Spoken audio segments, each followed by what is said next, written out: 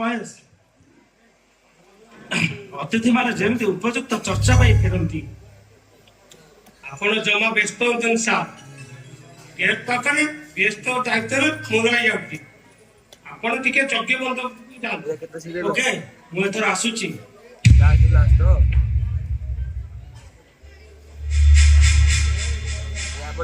ନାମ ନପୁରେ ବାସୁଦେବ। ଆଜି ପଟ୍ଟନାୟକ ପରିବାର ନାମ ନବ। କାଲମ ହାଣ୍ଡିରେ ବିଷ ମିଶେଇ ଦେଇଛି। ସିଏ ଖାଇବ ସିଏ ମରିବ।